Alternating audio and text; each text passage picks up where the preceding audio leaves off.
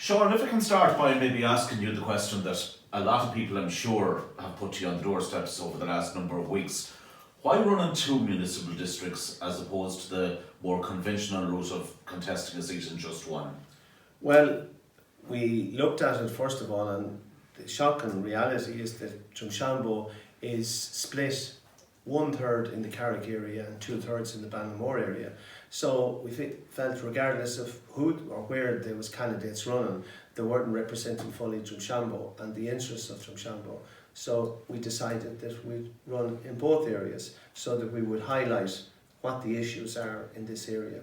So far I've got a good response, and people on the doorstep in either area haven't raised it as a major issue. You're no stranger to local elections. You contested one back in 1991 for Fine Gael. Two questions on that. Will that experience stand you this time round? And what prompted you to leave the Fine Gael family? Well, first of all, John, when I ran in 1991, the ethos and values of Fine Gael, in my view, was completely different than the values that they hold today. So they do not represent my views as I see it today. And after the referendum in 2018 in relation to the introduction of abortion and the defeat of the 8th Amendment, I could no longer be part of a party that celebrated the introduction of the termination, as they put it, not the abortion, of 12-year-old perfectly healthy fetuses. So it started out as something where, medically there was difficulties with any man, any woman or girl where there was difficulties, but now it took it that bit further and it said leave it in the hands of the legislators, and we now see what has happened, that you can't trust the legislators. And just as Mary Robinson said after the 1983 referendum, where she said with a 33% vote at that time that she had a moral victory, I believe that the people that are pro-life had a moral victory as well. Well, it wasn't what we wanted. We have to keep the fight going, and if we get enough people convinced that our views have to be taken on board, then we can reverse that. And it's termination, because the word termination within law, every woman that completes her full pregnancy has a termination, the baby is born. So therefore the word itself in legal terms could mean that a lot of the legislation that's passed by our TDs in the Dáil could be reversed at a future date. And it's shocking to think that only 12 TDs out of the 158 would have a view that would be similar to ours. And that's why we want to raise this. And some people say, move on, and the political parties of both Sinn Féin, Fine Gael and Fianna Fáil all want to move on. They don't want to dwell on this issue. But to some of us, we believe that if you have a Christian value, you cannot. If you have a civil value, then the civil value, and if you're a socialist Marxist perspective, you have no issue with termination, and you have no moral issues. It's a moral issue, and people need to ask themselves what moral values. It's not for me to lecture anybody what their moral values, but only for my own personal, and that's what I couldn't in conscience remain in a party that had that position. We'll talk in a moment or two about other parts of your manifesto, which there are many, but there is a view out there, probably maybe not correctly formed, that you could be summed up by being pro-life and anti-vaccine. Well, first of all, let me say, as outlined there, that the pro-life position comes from the ethos within the Fine Gael party from its foundation up till the last 10 or 12 years. So it wasn't that I was out of sync with the prevailing views within the Fine Gael party, or indeed the Fianna Fáil party, and indeed the Sinn Féin party. But over the last 10 to 12 years, with these minority governments, people have manipulated situations where people have been forced into situations and to stay in government, that sell their soul to stay in government. And you have people, you know, the likes of the Minister for Health, that says he has done a great service for women in Ireland. Personally, I think he hasn't. But, I mean, moving on then, that same person has said on public record, in the Dáil record in front of the Ceann that individual and his anti-vax group, referring to me, that I am not anti-vax or have not been anti-vax, and all Breda and I have got our children, 4 children, vaccinated against all the diseases and all the vaccines that's available, unfortunately including the HPV vaccine. Maybe if we had more information when we decided to give our daughter the HPV vaccine, we mightn't have ended up with the difficulties that unfortunately had arisen for us, and the lack of support, unfortunately, from the medical profession in Ireland. We had to go outside the country to get the expertise that gave the indications of what was wrong with her immune system. And thankfully, we had got to a consultant in Ireland who resolved the issue, and she's back at college and her life is back. But like, if you take, for example, I was at the TUI conference in Killarney only a number of weeks ago, and I'd done a random check of 6 counties or 6 branches across the country, and to ask one simple question: does anyone in your school have issues, girls, around the HPV vaccine?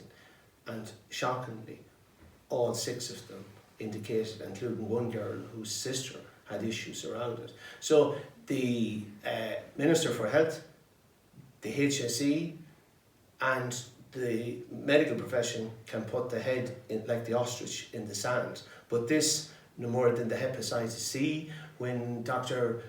Power highlighted it, she never got any. When Dr. Michael Gibbons around the cervical cancer, the same issue. It wasn't, you can take these shortcuts and you're not going to play with people's health.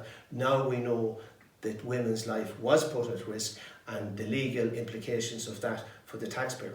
If all these people, when they were taking their decisions, that their pensions, their fat pensions, was under threat by their decision making, I believe we would have better government. But because nobody is ever accountable for anything, and there's a 1982 memo from the Taoiseach's office to the Department of Health, which clearly states in relation to the whooping cough that if you have an issue with it, or you believe you have an issue, the courts is the route to go. So litigation and the adversarial route is the way that the Irish state system operates under. So there's no common sense. So there's a lot of girls out there suffering as we speak tonight, and they're being told it's this or that, and they're walked from Billy to Jack about what it is or it isn't. The truth is that by and large, and this will be proven internationally in the next, I believe, 5 to 10 years, that their immune system is compromised and it causes neurological damage, and to some quite considerable and to others less, but nonetheless. So I'm not, and I repeat again, I am not anti-vax, or have never been anti-vax, and I wouldn't like it put out that I was anti-vax, but I have serious reservations, and I believe that I will be justified. I didn't start out from this position. We were 4 years walking around in the wilderness, I says put on a carousel and told about allergies, food intolerances, and a whole list of other conditions, when in actual fact it was Borrelia, a bacteria that was building up in our system, and that had major consequences because our immune system was compromised. You have huge experience as a community activist. You've been involved in various community groups based here in Drumshanbo and further afield as well. You feel there's a role for community groups, and where the council can work a lot more closer with them in order to enhance and develop local communities?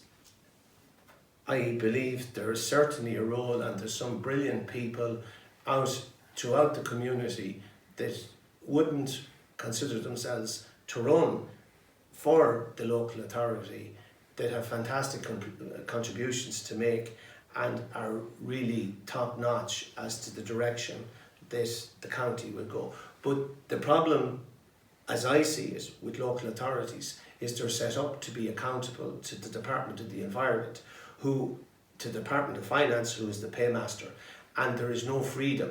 So in actual fact, regardless of who the 18 councillors elected on May 24th, not be disrespectful, and hopefully I'll be one of them, but if not, the campaigns go on as before. But nonetheless, these 18 individuals have the responsibility of the county development plan.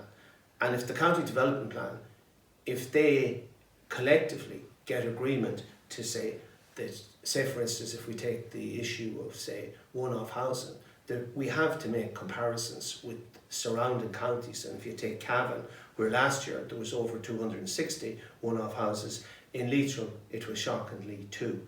The best year would have been 2016 in Leitrim for 30. So there is something radically wrong with the planning structure in Leitrim and needs to be addressed. I mean, you have the town development plan for Carrick, and I mean, it was pointed out at a presentation, one sitting councillor, where each parking space is worth approximately 7,000 a year per annum. Yet 50 of those are in trash. 50 of those. So you're talking about, what, 350,000. So you're talking about people's livelihoods. And, you know, if you come out and whatever your business in Carrick and Shannon, and you find that number of spaces, where is these people going to come? They're not going to be walking considerable distances to come just to you, regardless of what your product or what you're selling. And it's too big of a price to pay for an enhanced landscape.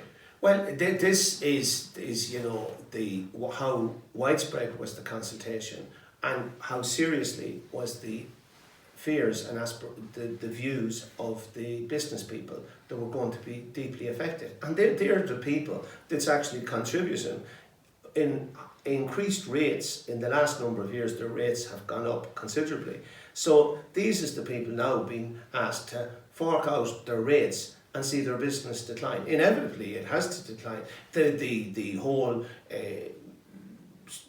view area when you walk, and the aesthetics of the area may be increased, but the commercial viability may decrease, and that's the problem. The people who are paid civil servants, it's the people who are elected, should be responsible for making the decision, and if they make the wrong decisions, every 5 years there's an opportunity to kick these people out.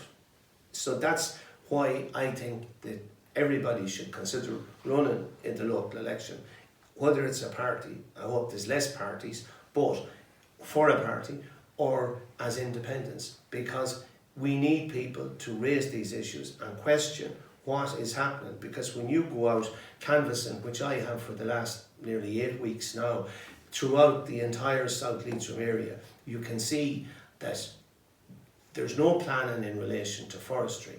It's all over the place. There's people being isolated as a result. There's people who has vested interest, and I'm not trying to jeopardise their investments in what they see, and an opportunity. You would have fears that rural Ireland, rural towns could become large retirement towns. Rural Ireland will see more and more farmers moved off farms due to increased forestry. Yes. And the problems that go with that. So let's talk about forestry. You've been involved with the Save Leitrim group. You've campaigned in a long time as regards citrus spruce plantations as well, and you have genuine concerns about those. Save Leitrim have been successful to date, we're recording this, in one appeal that they have lodged. Have they a future? Can they overturn more decisions? I believe they can, and I believe that there's a groundswell of opinion within the communities, having canvassed for the last 8 weeks, that there's communities out there that are facing annihilation in relation to, as communities that probably in Leitrim, going back in history, 1730s, would probably see the first large movement of people into this area. And as everybody knows, by 1841 you're talking about 150,000 people.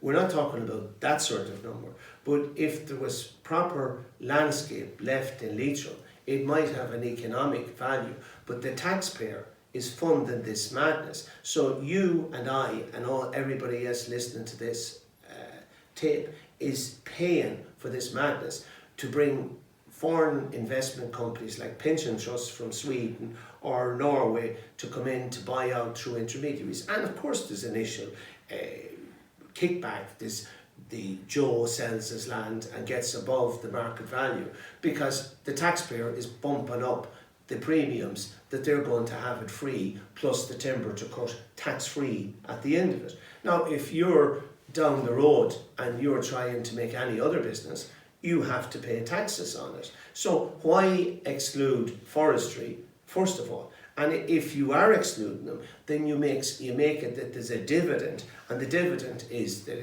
it's hardwoods, beech, oak, and it's utterly ridiculous for people to come along and say, oh, oak and beech and all the other deciduous trees don't grow in Leitrim, because historically, for any of them that want to go back in history, there was some of the finest oak grown around Loch Allen, for instance. They said you could nearly go from Drumshanbo to Drunkirnan without leaving the ground, with the trees were that close together. So it's not that we haven't had trees in our past, it's what type of trees, and do people want these monoculture factory farms?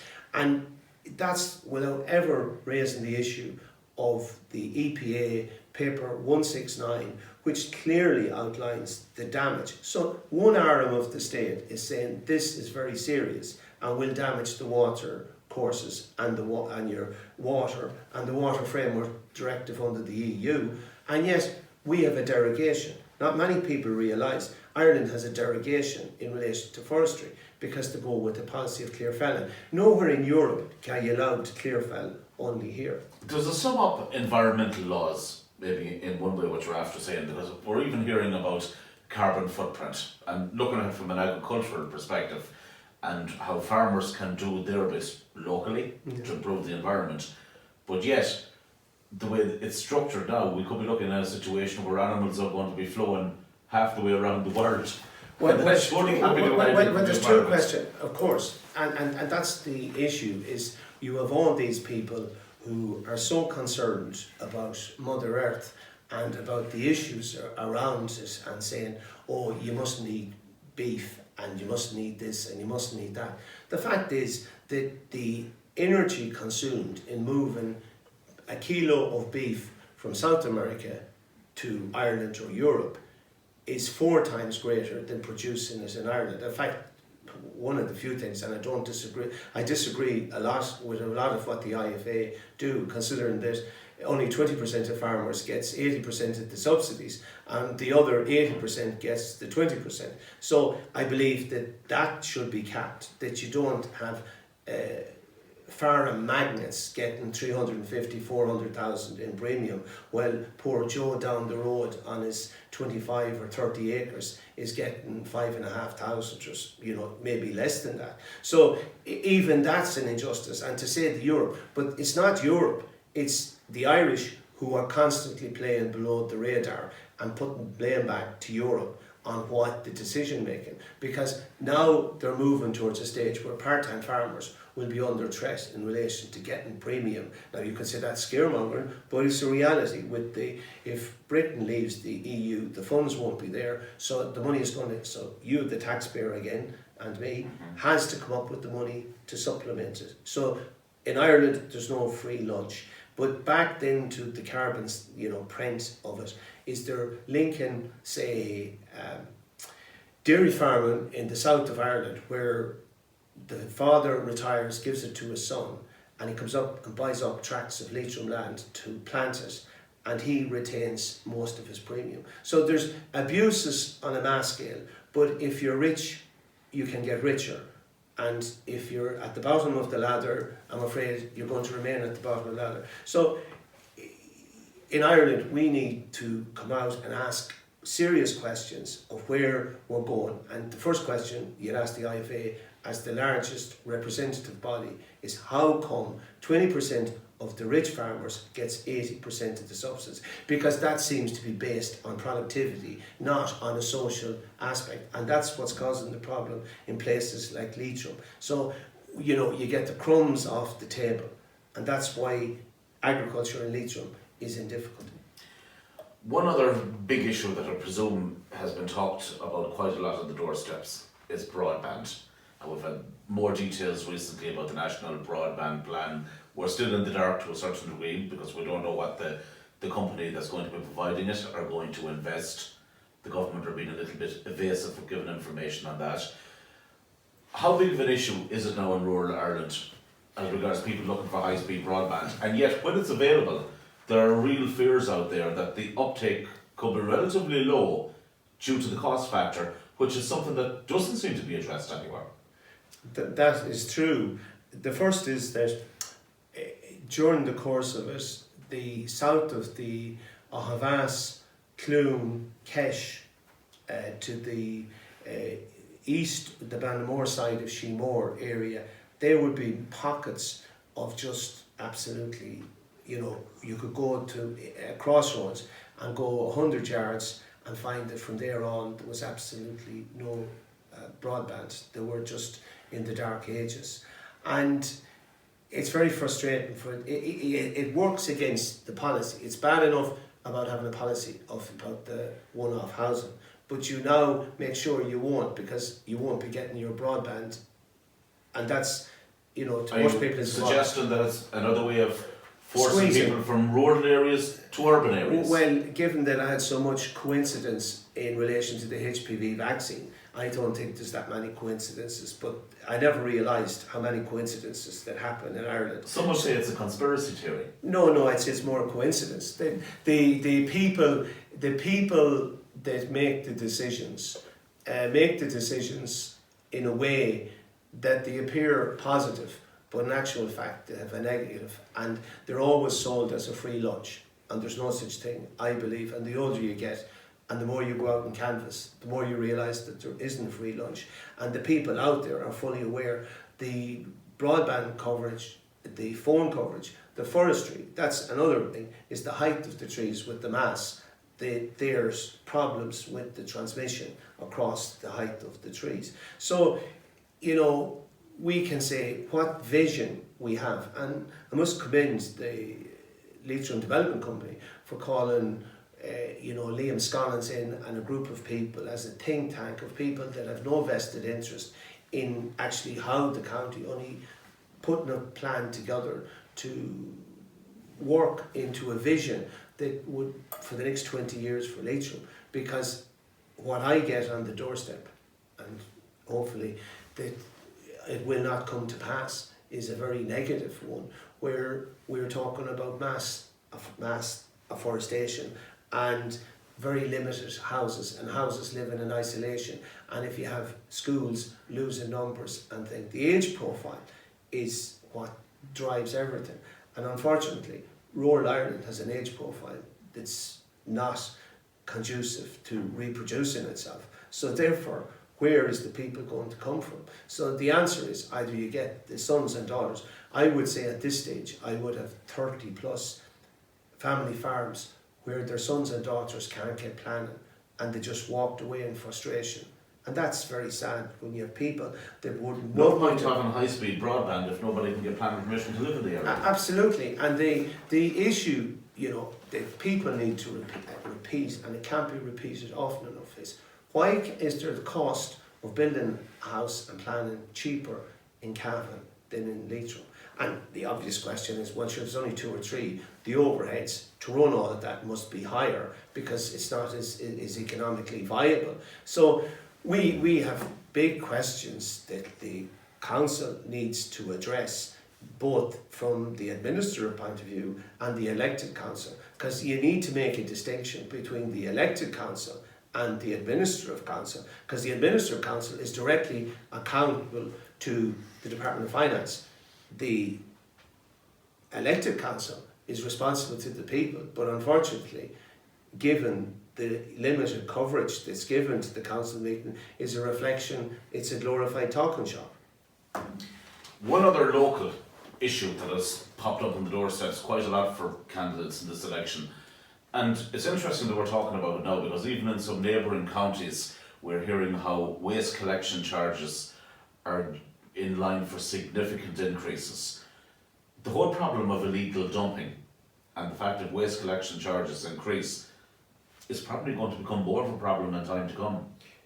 It is, and it's also a reflection on the pressures that's on people's livelihoods, that we're sold this soup of the green shoots of recovery and that people, never had it so good. The fact is that some of these high-powered politicians need to come down and maybe spend a day walking around in rural Ireland and just ask the people how difficult it is for them and how stressful it is. And waste collection would come in under disposable income. And waste, absolutely. And the problem is that most people would be totally abhorrent. It is some people that it is outraged that would go to a beauty spot and end up taking black bags out of their boot and throwing them down an embankment or whatever.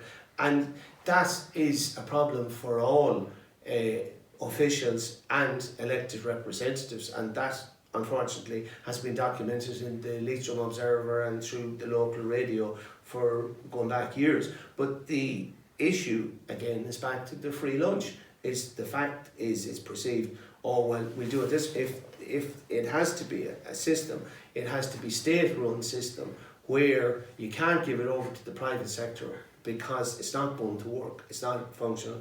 The county council has to take responsibility and people have to pay for that, and that's going to cost money, just like what happened with the water rates.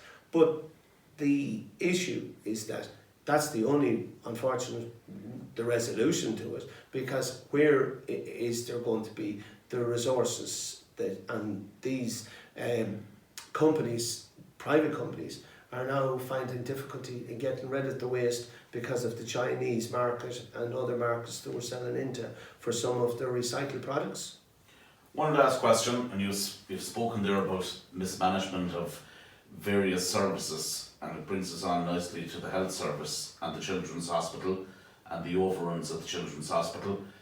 And again, there seems to be a lot of fear, and I'm not sure if this is something that you've encountered on the doorsteps, that the mismanagement of that will have a knock-on effect which won't be advantageous to the health service locally, that money is going to have to be found to cover the overruns in Crumlin at the children's hospital, and as a result of that, the HSE are going to have to save on budgets maybe when it comes to the rolling out of other health services maybe locally here in County Leitrim. Of course, and a number of people had expressed disappointment. They're waiting 18 months, 2 years for basic appointments. So there is a delayed time, despite what the Minister for Health continuously tells everybody, and he roll off the figures. Where he gets the figures or how they're calculated, they must be on the back of a matchbox, because they're definitely not reflected on the ground in South Leitrim. But if you take the Children's Hospital and the logic of the Children's Hospital, first of all, you question the structure, the actual shape of the bed. It's an elliptical shape, which is curved steel, curved glass, curved everything. And if you were to ask and price with a local architect or quantity surveyor what, say, instead of having a standard conservatory built to the side of your house, if we just take an example, and you said, no, I want a semi-sphere and built, it would be at least 8 times, because I checked it with a quantity surveyor to get a rough price. So what I'm trying to say in a roundabout way is the elliptical shape is about 8 times the cost of what a conventional hospital would be. So somebody, not alone within a core, but a build with an empty core, means that there is massive curvature, and BAM would be out of their minds to put in a price for it, because there's no way engineers and architects and quantity surveyor could take for the curvature of the glass, the curvature of the steel, the curvature of the building, all the ducting, all the supplies would have to be, there was no straight lines, in other words, in the building. So who took this mad decision? Nobody ever said who took the decision about the elliptical shape, or are they all losing it, even in the Dáil, as to why you want an elliptical shape. Why would you want they talked about a garden on the roof of it, but you could put a garden room on a hexagonal building, and it would cost at least maybe 1/4 of, with spectacular facilities, given what they're at. So, of course, everything is going to be spent on the children. But you'd often wonder, are they trying to bankrupt the country? Remember, all of this decision making is leading to the country, whether it's the broadband that we just talked about in regards to it's 3 billion or it's 4 billion or whatever it is. The fact is, will it be used? Will the people be able to afford it when it gets there? If it's 60, 80 euro a month, will the people have it? Will there be enough people, even in rural Ireland, at the rate that the population is declining? And they know, that being the people in the ERSI or the Central Statistic Office, will be fully aware of the profile of the community. But already you're hearing on the doorstep that health services are being curtailed. I believe that, and they have people are saying, when are we going to get any support? And that's the problem, is that, you know, there's a gap between the minister coming for an opening and a photo op and the publicity, like 5 million or something spent on the 2040. God help us for those that's around in 2040 if their plan, I mean, they're saying now, say for instance, the Killooney, the Castle Baldwin stretch, finally, but all the years that have gone by and all the lives that has been lost in that stretch. So sometimes we should have a lament, we should have a national day lamenting the law, common sense. Common sense, unfortunately, has gone, and we're all into the spin where you just say a little, but not enough that you can get off the hook. It's all about optics. It's optics, continuously, and that's where, whether it's the national media who play into it, because you will not get promoted now if you step out of line. And like the Minister is now suggesting, this being the Minister for Health, that local radio might be funded. Now, if you want local radio funded, they have no choice but to give the slant of the government. And given how difficult it is to get on local radio, if you have a view other than what the prevailing view of the government policy is. So this government should reflect on previous governments of other parties and see and look in the mirror and say, where are they going as well?